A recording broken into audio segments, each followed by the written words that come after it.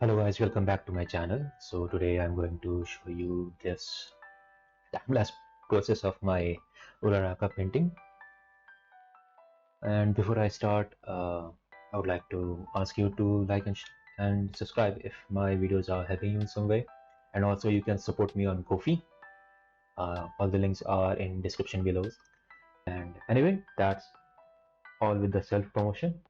Okay, let's get started with the video. So right now I am trying to figure out the kind of pose that I want to do.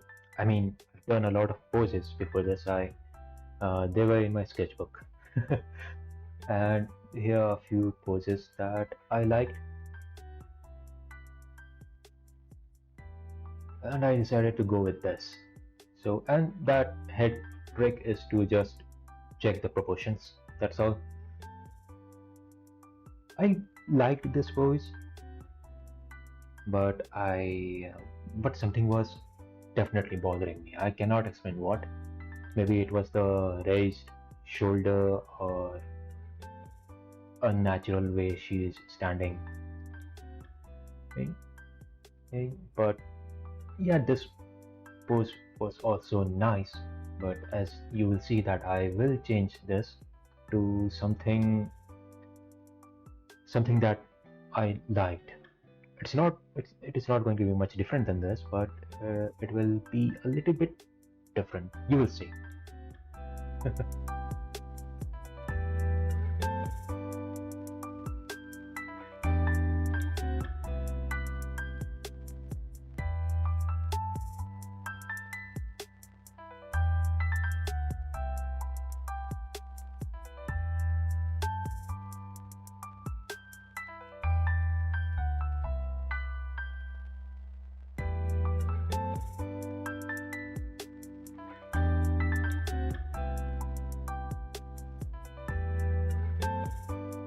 And as you can see, I am constantly checking the proportions, fixing the sketch, fixing what is not feeling right. Like her head is definitely leaning down a lot more than what it should look like. At least that's what I feel. So here I am refining the hair to put a little bit of that movement in the pose. Yeah.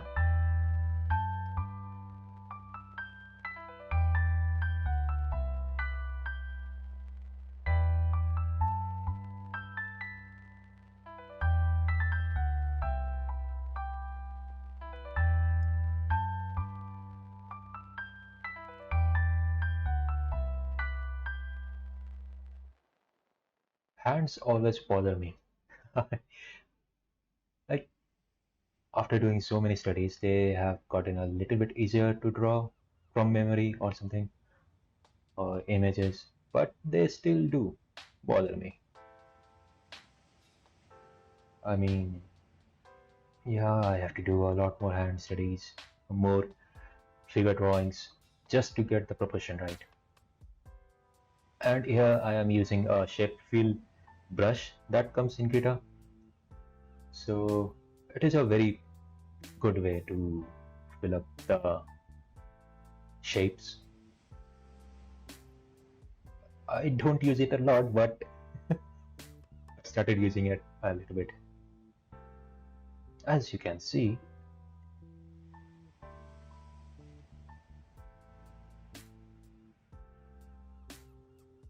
and here are the colors, and I will use the 3 color techniques that I have already talked in my previous video. If you haven't seen that, I will put the link in the description for you to check it out. It's a simple technique where you will choose 3 colors based on the object you are going to paint, and depending on the lighting condition that you are going for. For example, I am going for a warmer light and cooler shadow condition. It's a general, very basic lighting condition. and that's just three colors.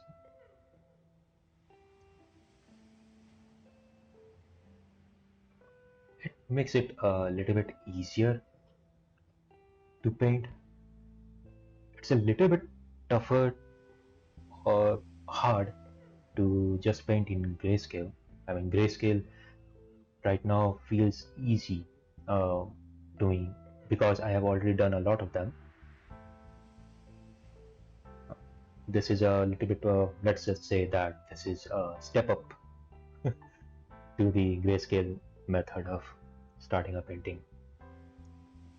With that said, I'm not saying that you should not start in grayscale or something like that. Don't get me wrong.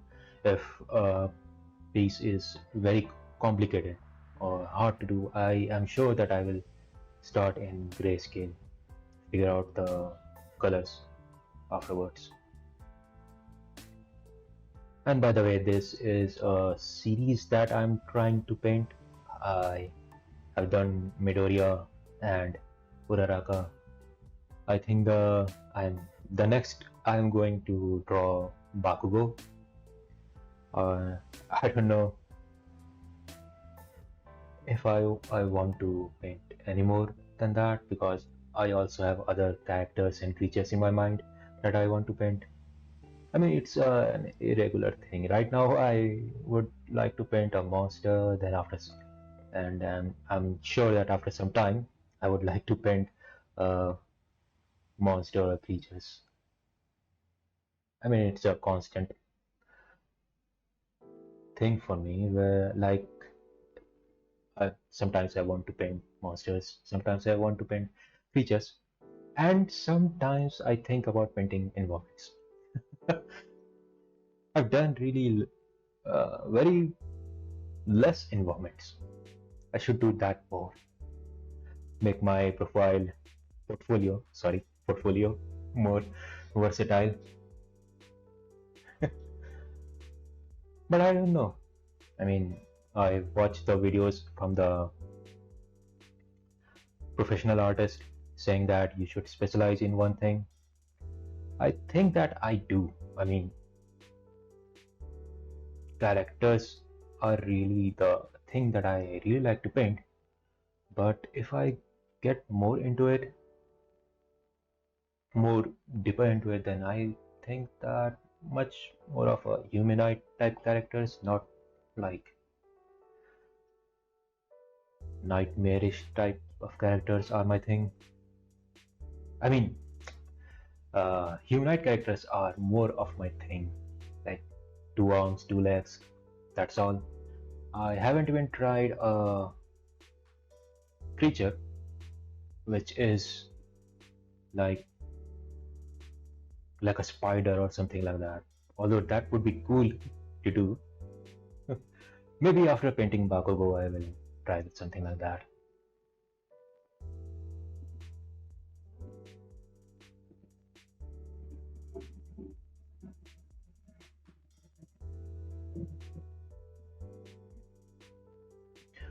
And I forgot to tell you that I've changed so much about this painting. And as you can see that I have already sketched over the previous paint. After a while, I decided that okay, nothing's looking right, so let sketch all over it. And I use Dash Studio 3D to, and I use the default female figure that came with it, posed her in the way this pose is.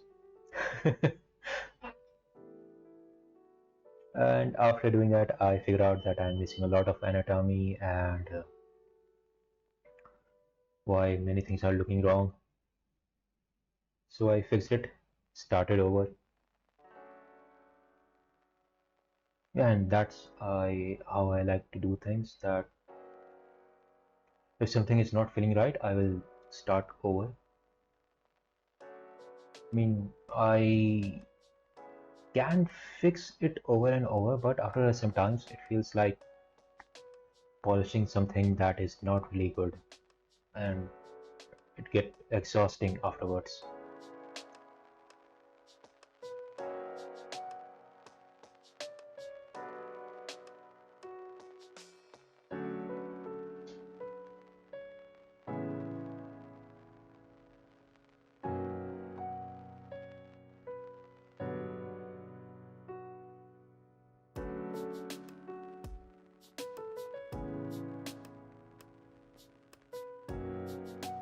Yeah, and this from this point onwards, it is mostly painting, refining, looking at the references that I obviously pulled out from DAS and internet and others,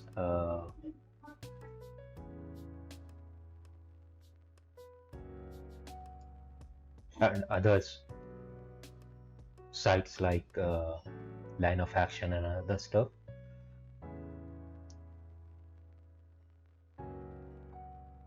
I know it is not looking very good right now, but it will start to look better afterwards.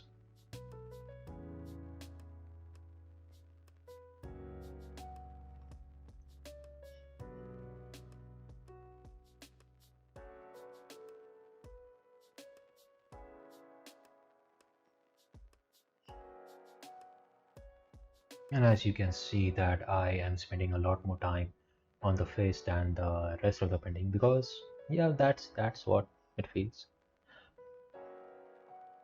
And I feel like if I can get the face to look decent, the other parts of the painting will eventually fall into place.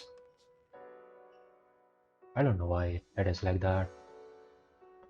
But getting the face right is an absolute necessary thing for me.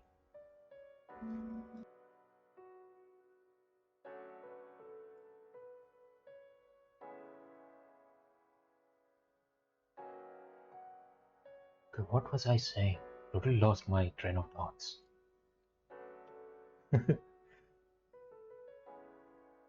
Yeah, I was talking about faces, I think. Oh, yes, I, I was telling you about how much it is necessary for me to get the faces right.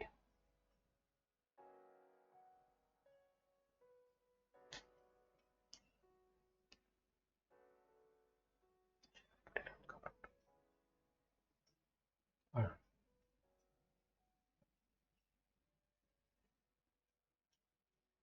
Now, when I see it, I feel like the lips are more redder than they are supposed to be. Anyways, now I have proceeded to the body.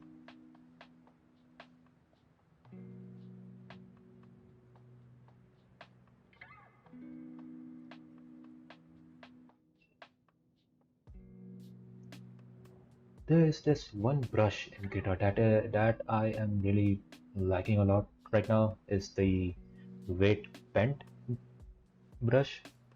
It's the bristles one. Yeah, and all the things you are seeing right here, it is done with that brush only. It is a very nice brush. I mean, it helps in blending while also keeping that painterly feeling, which you can see here. Sorry.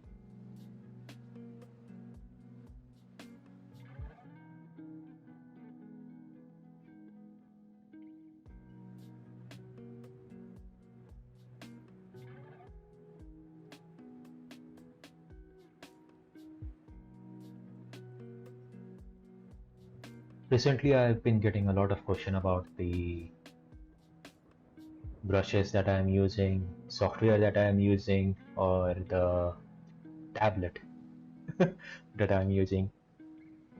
I wonder if someone going to ask the processor or type of computer or laptop I'm using. I'm using a PC, by the way, but to answer all your questions, the whatever brushes I'm using in Krita, which is a software I'm using, is already the default brushes that comes with Krita.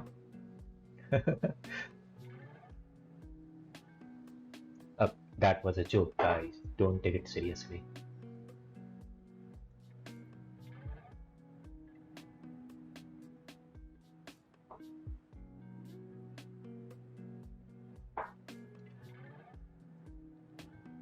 Painting here is really fun, don't you think? I mean, especially when it is all shiny and stuff.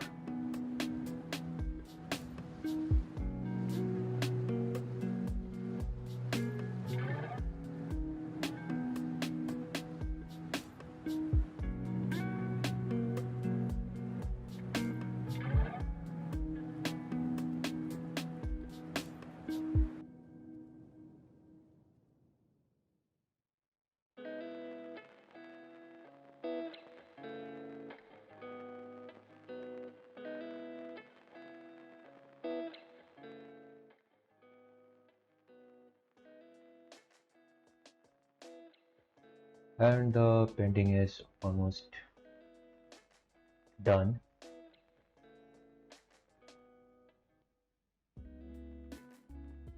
I have obviously done some changes behind the scene in the final. To be honest, it is not much. I must have played with some filters, that's all, increasing the brightness and the contrast, especially on the bluer part. And you can see me trying different type of backgrounds here, putting some effects.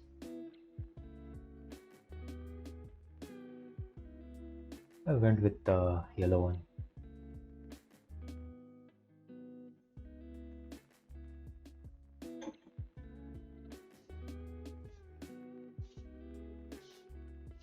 Just putting the line all across this character, making it, trying to give it a comic look, if you know what I mean. So that's it for the process. If you like it, then consider subscribing and liking the video. Also, you can support me on Ko-fi. I have a lot of stuff planned for this channel. Like I'm trying to do studies videos on Sundays, and next Sunday I think that I will do the legs study. Anyways, so if it helps you, let me know. Thank you guys. Bye bye.